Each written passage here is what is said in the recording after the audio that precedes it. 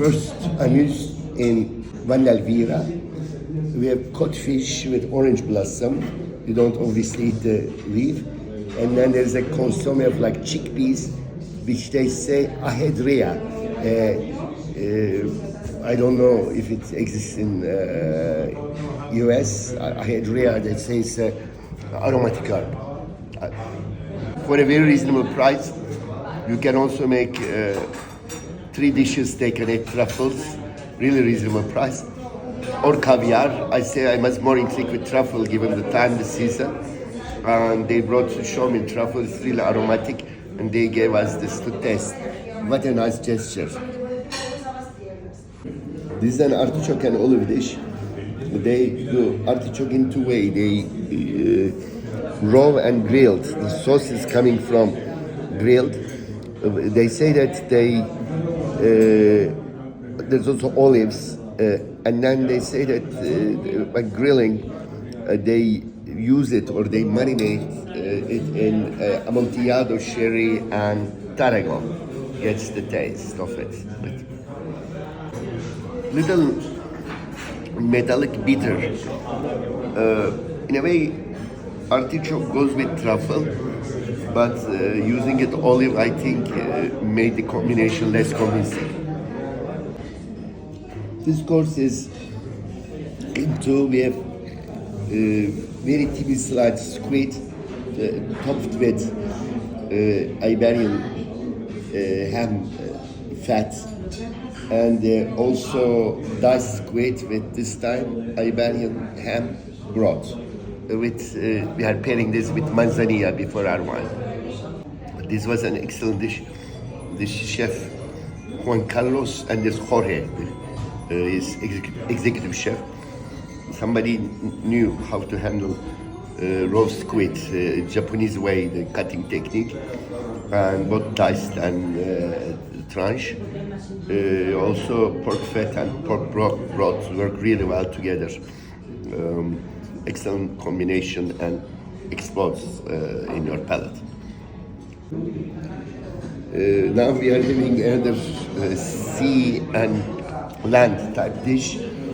Caracoles, little snails with little shrimps in the snail broth. This dish is fine. The what they camarón is from Cadiz is very small. It's like simi shrimps, or in Turkey like jim karides, they're baby, and you eat it whole, so they fry. The broth, I wouldn't have known if they not told me that it's snail broth. It's a fine dish, but nothing to write home about.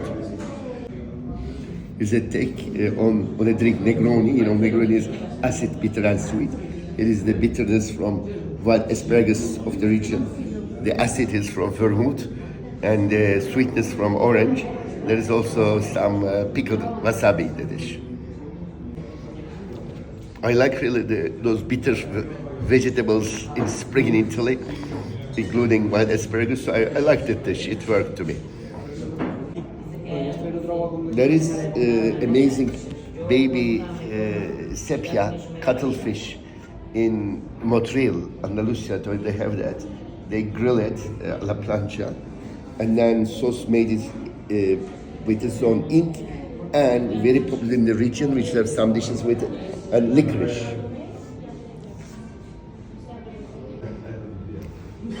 It was good. We both liked it. We prefer even the smaller sepia.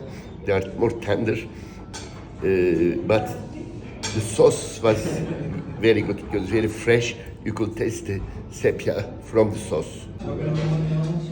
This is Swiss chard, red chard with beurre blanc, they call it, but can't be called beurre because there's no butter. They put olive oil instead, and then licorice, infused licorice, and there's lemon zest. They also grill it, and then they turn into powder the lemon. I guess maybe this dish is like, the idea is like the nori seaweed with fried capers and baga, before the more substantial courses, but there is no comparison. It's okay, but Bagas is masterpiece. We have green pepper jolly with licorice and caviar. The caviar was not dominated by green pepper jelly, and licorice nice touch, but somehow I preferred the old Manresa caviar with tomato juice, tomato jelly. This is white anchovy sauce. They do with butter. They say pipar or guindia pepper. Here we have isotef flour, onion, black truffle, and a stock made from a kind of, told us the name, al-kishof, like something like that. The white artichoke, Byzantine kind of, he said, escabeche, pickled in the stock. This was a fine dish, but didn't make a strong staple. This is campachi with piperat sauce, the original tomato, onion, pepper. They added soy sauce, I guess you need to make Japanese here, and a little ají amarillo, the spice from Peru. This was tasty. There is a note to a regional combination of sauce, but much more Japanese because soy dominated than spice dominated. This is Guisantes Lagrima from Catalonia. Very nice piece. They put the black tea infusion from black olives and spice. Let's see how they do together. The piece touch barbecue is very, very good, but I don't agree with the concept. It's saltiness. I think it's a hallmark of the young chefs who have been in Japan for a very short time. They want to do everything Japanese, so that that's what the establishment values, the Michelin, the 50 best, the writers, so on and so on. So they are trying to impress someone in their consciousness that they want to show that they can just be like a Japanese, but it's not. Japan is to bring out the best when you find such piece, which Japan doesn't have. I think keep it at that if you want to add anything to it. I don't know, I was convinced with a little hamon maybe, but this is extremely strong dashi. No need for everything with dashi, really not. So we have an interesting dish here. We don't see there's bone marrow at the bottom. Then there's a beef stock, jellied like that. And what looks like bone marrow is actually it's king oyster mushrooms. Let's see how it tastes. This is a good dish with a major flop, which I'm seeing so many times in Spain among those new chefs, like Ossa, like here.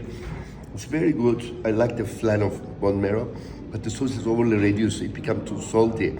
They need either to reduce less or put, I don't know, a little more vinegar or some fruit, like in French sauces.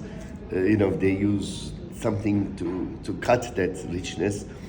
Otherwise, it becomes unbalanced. Yes. This is the lamb dish. I was curious about the local lamb from Granada and Jaen, Highlands. I heard they have very good lamb. This is cooked barbecue sauce from the bones, of course, piqueur peppers and some black truffles. This was a very good dish. I don't think truffle ate too much, but the local lamb is very good. I'm very expert at barbecue. It's preserved in butter for a week before barbecue. It seems really a good dish this time. And last savory dish, at the bottom there's morcilla sausage. Middle there's this bread. Basically, it's olive oil bread with pepper, and on top there's a mole sauce. This was an excellent dish. A take on tradition, but everything worked together. That pepper, spiciness, the heat, the bread, it soaked the sauce, the mole, and the morcilla. We all blended together to create an excellent combination of flavors. First pre-dessert is a combination of white turnip, ham taffy, pancetta, and a little bit thyme powder. Another pre-dessert, we have eclair filled with partridge pate, and then we have some black truffle Also the crisp, the skin of partridge and chocolate. This is excellent. One of the 2-3 best courses.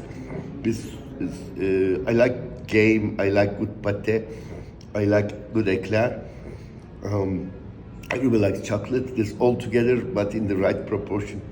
Sweet, savory, salty, chocolatey, gamey. It's blending very well. Texture is very nice. Smooth, creamy, crisp. Excellent. We are finishing with a cannoli, take on cannoli from Bordeaux, classic, made with rum and vanilla. Here they say they use the sweet wine from Cadiz, like a sherry, I don't know what exactly. And then there's a chocolate ganache with lemon and ginger. This was an excellent cannoli. It really worked with sherry, sweet sherry, very crisp outside, moist inside, and perfect. Chocolate mousse with ginger lemon together. I think it was very perfect finish. Overall, more positive than negative. The chef still has to mature. Some problem with young chefs, I see a couple things. One is that they try to make too many dashes, and whenever they even doesn't make sense sometimes. The other thing, when they have a sauce, they reduce too much too salty. They need to learn a little bit more fresh techniques to balance the sauce, the reduction level, and maybe balancing it with some fresh fruity elements.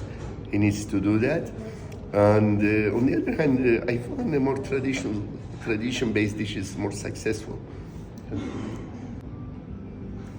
We are now at a phase of the cuisine, especially in Spain. People probably are tired of their traditional cuisine, even the best examples. They had enough escabeche, which to me is a great thing. They are looking for Japan. The molecular is out, now the Japanese and dashi is in. People will see the excesses of what they are doing, the good and bad examples right now. They are all thriving, too many dishes, too many experimental dishes, too many dishes that are still at the conceptual stage, I think, rather than perfect execution. And I think, unfortunately, this is the situation right now, and the authorities don't really distinguish.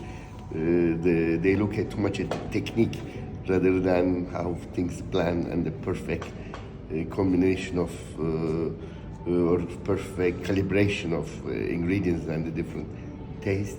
And I find they are really capable, but it's like any idea, they turn to a dish. Anything, thinking a little original, nobody has done it, let's do it type thing. Whereas I think they have to focus a little more taste and really have more critical thinking. I think much fewer dishes, maybe with more focus and more tradition based, some much more selective use of Japanese techniques. When it works, like the way they cut the squid, but not so much dashi. I think it will really improve the cooking.